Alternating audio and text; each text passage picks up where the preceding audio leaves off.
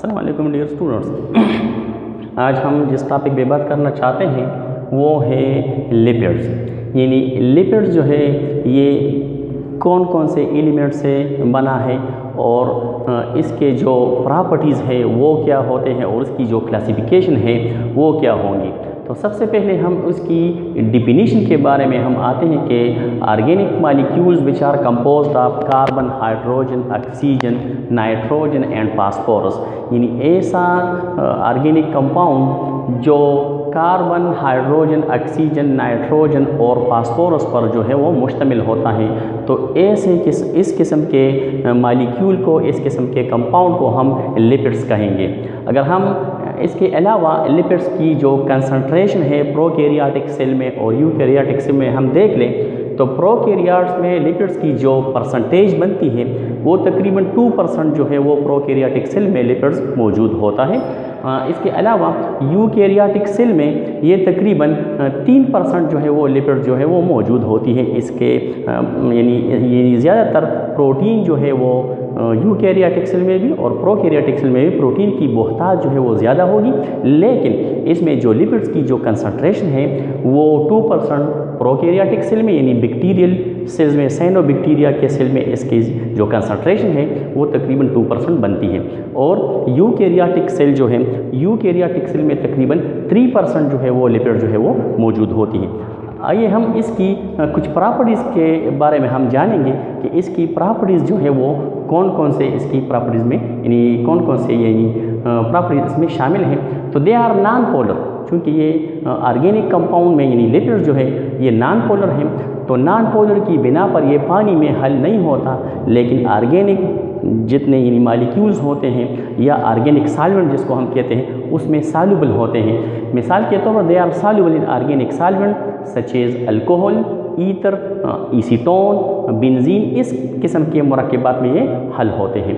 अब they contain more carbon hydrogen bond than OH group, यानी OH group जो है ये कार्बोहाइड्रेट्स में होता है, तो OH जो है ये कार्बन के साथ ज़्यादा मौजूद होते हैं, कार्बन हाइड्रोजन बॉन्ड उसमें कम होती है, उसमें एनर्जी की जो प्रोडक्शन है वो कम होगी।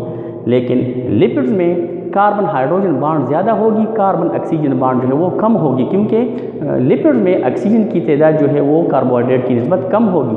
तो जितनी उसकी मिकदार कम होगी तो कार्बन हाइड्रोजन का बॉन्ड जो है वो ज़्यादा होगा, तो इसकी जो ब्रेकिंग होगी वो ज़्यादा एनर्जी प्रोवाइड करेगी। तो ये तकरीबन कार्बोहाइड्रेट्स और प्रोटीन से डबल एनर्जी प्रोवाइड करती है, यानी 1 gram of lipids produces 9 kilo calorie energy, that is more than carbohydrates and proteins.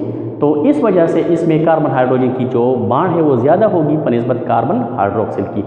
Mostly contain they are fatty acids, यानी इसमें ज़्यादातर जो है ये यानी फैटी एसिड जो है वो शामिल होते हैं।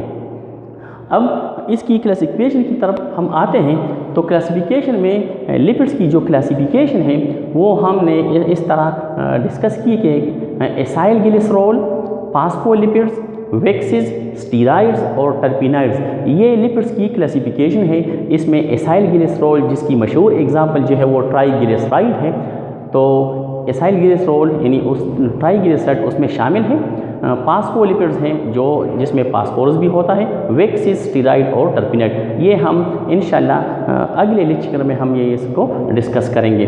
तो सबसे पहले इसकी डिफिनीशन की तरफ आते हैं कि इसकी मीनिंग की तरफ आते हैं। तो ट्राइग्लिसरॉल का मतलब है कि ट्राई का मतलब है 3 और ग्लिसरॉल या ग्लिसराइड का मतलब है ग्लिसरॉल, यानी इसमें 3 फैटी एसिड होंगे और एक ग्लिसरॉल मॉलिक्यूल जो है वो शामिल होगा। डिफिनीशन इसकी इस तरह है कि the type of lipids which are composed of 1 glycerol molecule and 3 fatty acid molecule, 3 fatty acid molecule और एक ग्लिसरॉल मॉलिक्यूल से जो कंपाउंड बनेगा कंडेंसेशन प्रोसेस में, तो उसको हम कहते हैं एसाइल ग्लिसरॉल। यहाँ पर जो एसाइल ग्लिसरॉल है ये ट्राइग्लिसराइड की मिसाल है। अब एग्जाम्पल में हमारे पास जो एसाइल ग्लिसरॉल होते हैं तो एनिमल फैट्स और प्लांट के जो ऑयल है ये एसाइल ग्लिसरॉल में शामिल है। इसकी स्ट्रक्चर इस तरह बनती है कि इसमें एक ग्लिसरॉल मॉलिक्यूल और 3 फैटी एसिड मॉलिक्यूल जो है एक दूसरे के साथ मिलकर एसाइल ग्लिसरॉल बनाती है। अब सबसे पहले इसकी जो फार्मेशन है ये हम बाद में करेंगे। सबसे पहले फैटी एसिड क्या होते हैं और ग्लिसरॉल क्या होते हैं। फैटी एसिड जो है ये लॉन्ग हाइड्रोकार्बन चेन के साथ जब कार्बोक्सिलिक ग्रुप अटैच होता है तो उसको हम कहते हैं फैटी एसिड। और फैटी एसिड में कम से कम कार्बन की जो तादाद है वो 4 होगी और ज़्यादा से कार्बन की तादाद जो है उसमें 18 होगी, पर मालिक्यूल इसमें 18 होगी। अब ग्लिसरॉल क्या होते हैं। ग्लिसरॉल जो है ये अल्कोहल है जिसको हम ट्राइओल भी कहते हैं, क्योंकि इसमें 3 हाइड्रोक्सिल जो है वो मौजूद हैं, इसको हम ग्लिसरॉल कहते हैं। तो ग्लिसरॉल का 1 मालिक्यूल और फैटी एसिड का के 3 मालिक्यूल जब मिलकर इस तरह अमल करते हैं तो उसमें पानी जो है उसका इखराज होता है और उससे जो कंपाउंड जो मालिक्यूल बनता है उसको हम कहते हैं एसाइल ग्लिसरॉल। ये एसाइल ग्लिसरॉल में मशहूर एग्जांपल ट्राईग्लिसराइड है जिसमें 3 फैटी एसिड मालिक्यूल और 1 ग्लिसरॉल मालिक्यूल शामिल हैं। अब यहाँ पर ये एक यानी 1 नंबर जो फैटी एसिड है हमने यहाँ पर R1 लगाया है, फिर दूसरे के लिए R2 लगाया है, तीसरे के लिए R3 लगाया है। तो इसका ये OH और इसका ये H मिलकर यहाँ पर वाटर मालिक्यूल फार्मेशन करती है और ये कार्बन और ऑक्सीजन जो है यहाँ पर जो है वो बॉन्ड बनता है। अब यहाँ पर हाइड्रोजन से ऑक्सीजन की तरफ इलेक्ट्रॉन चला जाता है तो यहाँ पर ये नेगेटिव चार्ज, और ऑक्सीजन से कार्बन तो कार्बन से यहाँ पर इलेक्ट्रॉन आ जाता है तो यहाँ पर पॉजिटिव चार्ज, तो यहाँ पर भी पॉजिटिव चार्ज, यहाँ पर भी नेगेटिव, यहाँ पर भी पॉजिटिव, यहाँ पर भी नेगेटिव। तो इसकी वजह से ये बॉन्ड जो है यहाँ पर ये बॉन्ड मौजूद होता है और 3 वाटर मालिक्यूल ये छोड़ देते हैं। तो ये कंडेंसेशन रिएक्शन में यानी ये हमारे पास जो है ये ग्लिसरॉल और फैटी एसिड जब मिल जाते हैं तो एसाइल ग्लिसरॉल में ट्राईग्लिसराइड जो है बनाते हैं। तो ये एसाइल ग्लिसरॉल की फार्मेशन इस तरह होती है।